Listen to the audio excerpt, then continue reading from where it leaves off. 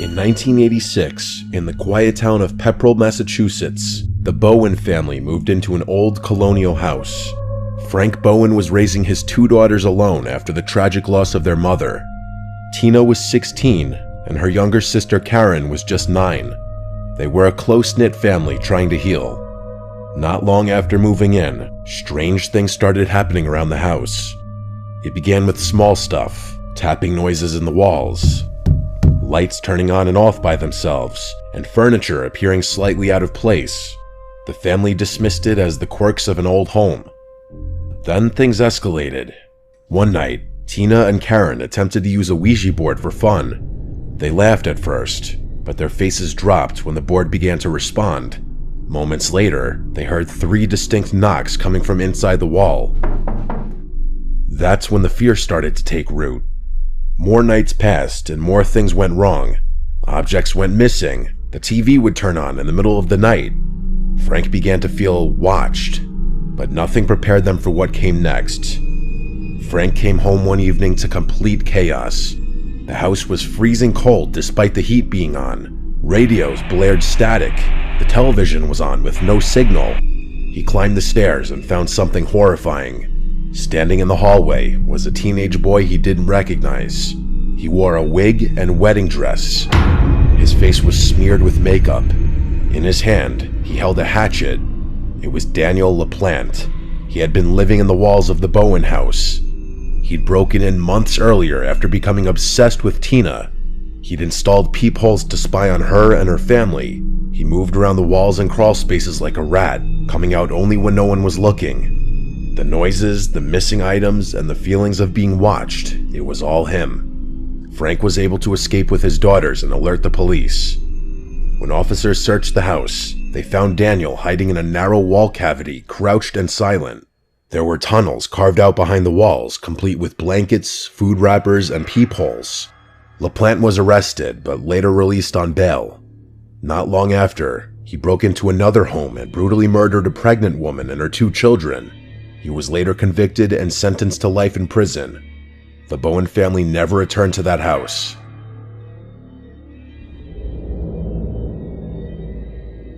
Ohio State in 2013. A group of college students rented a house off campus near Ohio State University.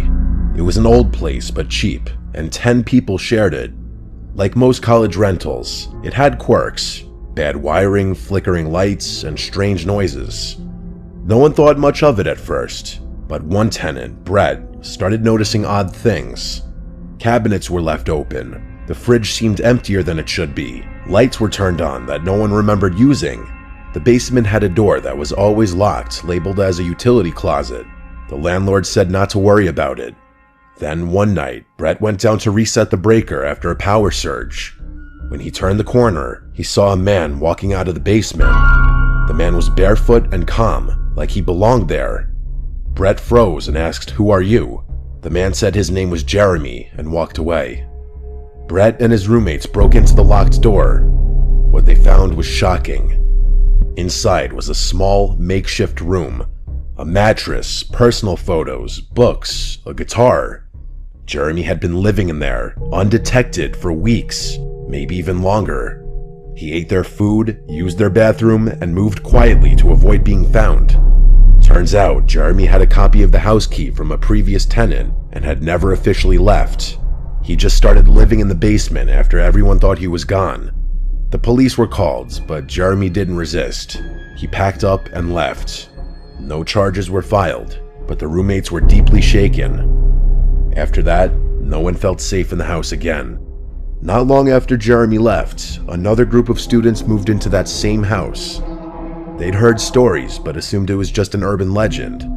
Soon enough, they started to experience the same things: missing food, footsteps at night, doors left open.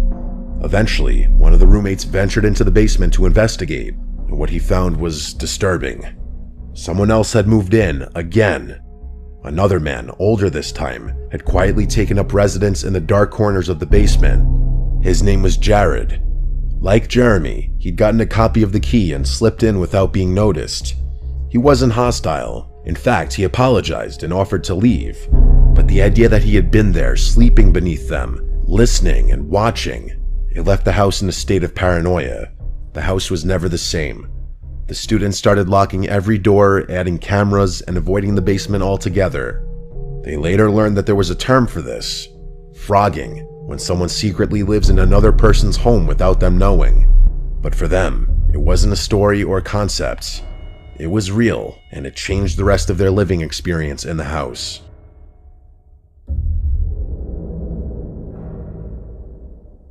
This story was sent to me by a girl named Ashley. She lives alone in a small one-bedroom house outside Spokane, Washington.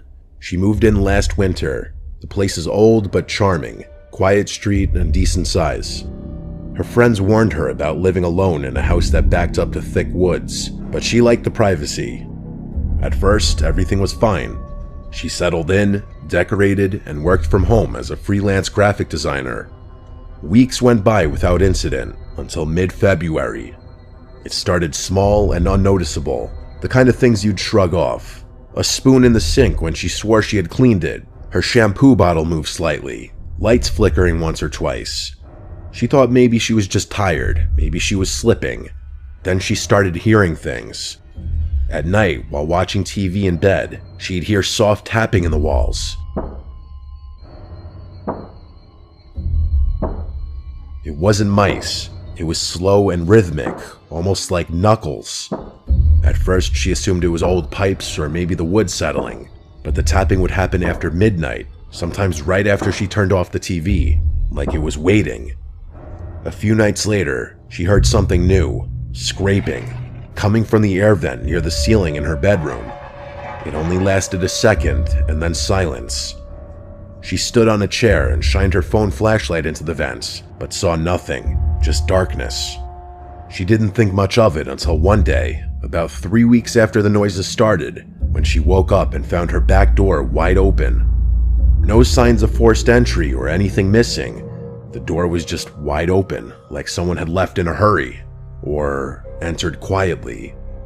She called the police, and they looked around and said the lock may have malfunctioned. They advised her to get a new one. She replaced all the locks that day, but something still felt wrong. That night, as she was lying in bed, she heard the scraping again, then footsteps.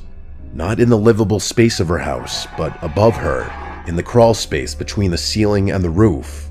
It stopped as soon as she grabbed her phone. She didn't sleep that night, and the next morning, she climbed into the attic through the hallway panel.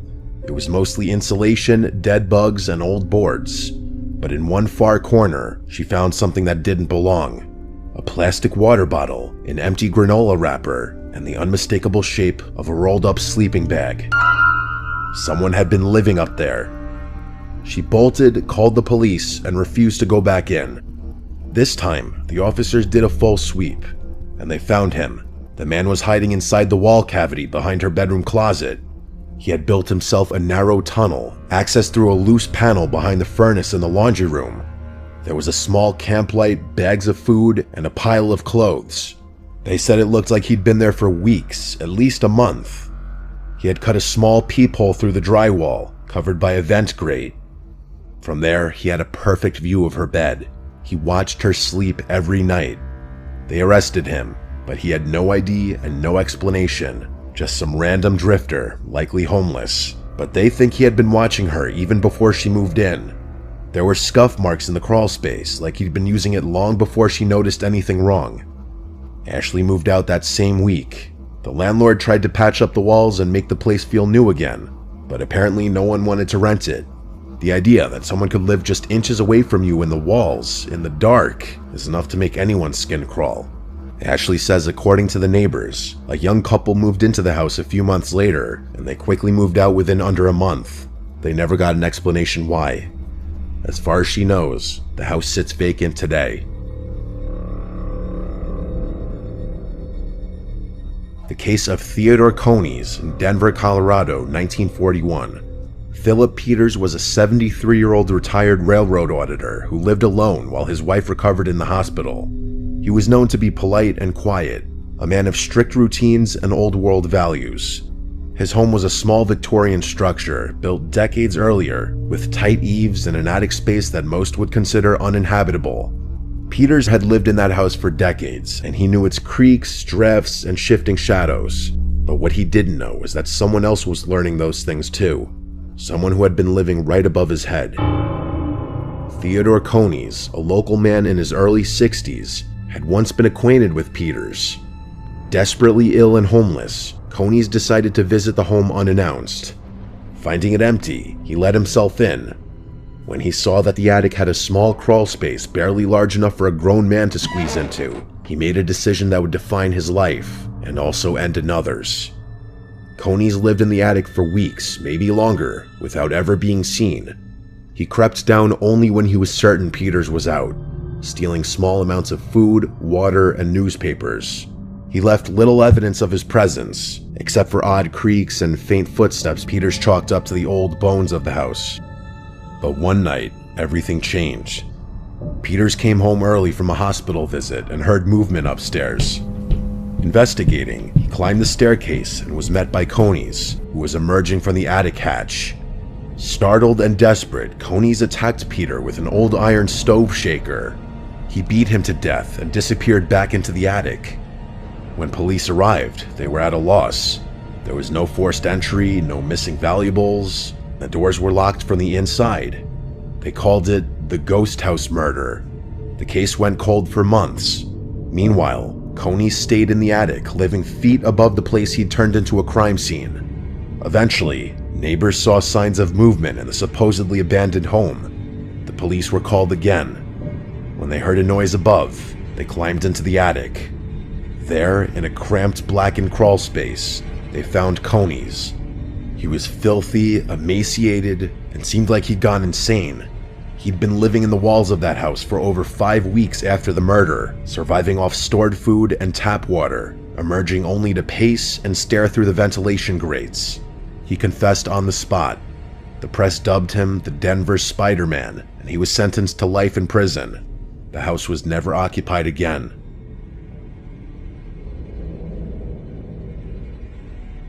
South Carolina, 2012. A woman living with her 5 children began to notice strange things around the house. She had just ended a long and rocky relationship with a man who had a history of erratic behavior, including multiple stints in jail, but she had moved on and tried to rebuild her life, focusing on her kids and her home. One night, as she lay in bed, she noticed something odd. Nails from the ceiling began to push downward. It looked as if someone were trying to remove them from above. She heard scratching and faint thumps, and what she thought was whispering. She dismissed it at first as stress or imagination, but then things escalated. Objects would move slightly from where they had been placed. Her food disappeared faster than it should. One morning, she woke to find insulation debris on her bed. Finally, she sent her nephew to investigate the attic. What he found shocked them all. Her ex-boyfriend was living up there. He had carved out a tiny makeshift living space beside the heating unit. He made a bed fashioned from coats and blankets, and he had been spying on her through a vent directly above her bed. There were plastic cups filled with urine and feces, indicating he hadn't left the attic for days. He admitted he had been up there for over 2 weeks.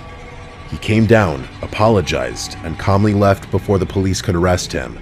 But the woman was traumatized, knowing that someone she once trusted had watched her and her children sleep, mere feet above their heads. The woman stated she would be shaken for life.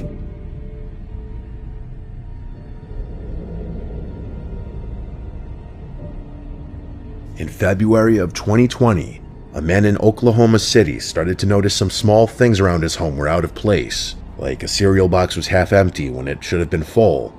The back door was unlocked one morning. The thermostat was changed in the night.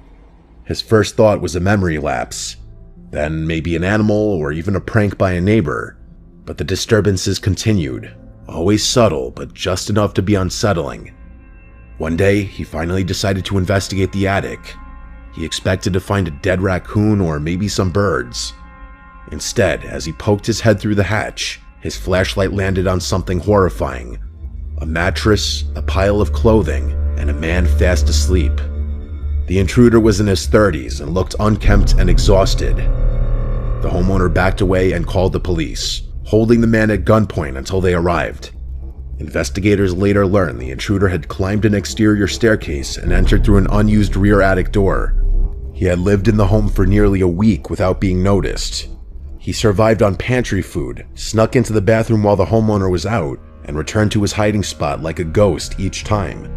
He had no connection to the homeowner and offered no clear motive beyond desperation. He was arrested and charged with unlawful entry. The homeowner, though unharmed, said the experience forever changed how he viewed his own house. He couldn't sleep in peace, knowing how close someone had been to him, completely undetected.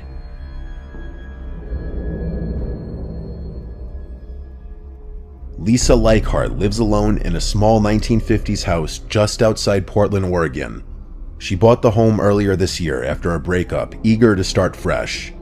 It wasn't perfect. It creaked in the wind and the pipes groaned sometimes, but it was quiet and cozy, and it was just enough space for her and her dog.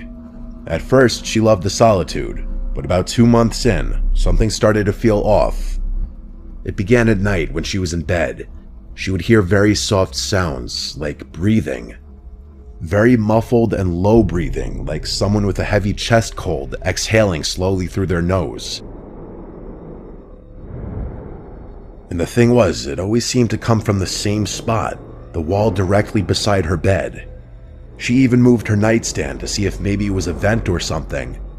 There was nothing, just an old blank wall with faded paint and a strange little square panel about a foot wide, bolted shut near the baseboard. It didn't seem important, maybe an old utility hatch, but the breathing kept happening, and then came the other sounds. Late at night, usually between 2 and 4 a.m., she would hear quiet tapping, like fingers tapping on wood. One night, she was lying still, staring at the ceiling, when she heard a whisper. She couldn't make out the words, but it came from inside the wall. That was the first time she left the house in the middle of the night to stay at a friend's place. She told her friend about the noises, and her friend joked that it sounded like her house was haunted, but Lisa didn't think it was a ghost. It sounded too real. She started sleeping on the couch, and even then, some nights she thought she'd heard something faint, like someone crawling through insulation. After about a week of avoiding her bedroom, she finally decided she had to confront it. She took a crowbar to the small square panel on the wall. It came off easier than expected.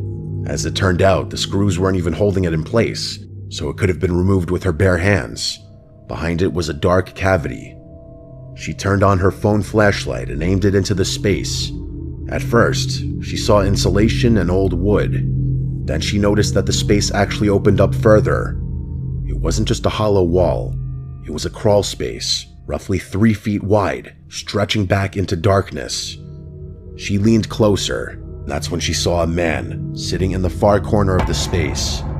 His knees were to his chest, and he was filthy, pale, and his eyes wide and locked on hers. He didn't move or speak. All he did was stare back at her like he had been waiting for her. She screamed, dropped her phone, and ran. The man didn't come out, but when the police arrived, they searched the crawlspace area, and he was gone. Inside, they found evidence he'd been living there for weeks. A sleeping bag, plastic bottles filled with urine, food wrappers, and drawings, hundreds of them, scrawled onto the wood and insulation with pencil and charcoal. Most of them were of a woman, likely Lisa. The man had accessed the crawlspace through a forgotten storage hatch in the basement utility closet. It led up behind the walls of her bedroom, directly to the spot where the breathing had come from. He'd likely been watching her, listening to her sleep. The police never caught him. They said he might have been homeless, or maybe something worse. Someone who had picked her at random, someone who knew to stay hidden. Lisa moved out immediately. She's still in therapy, and she hasn't lived alone ever since this incident.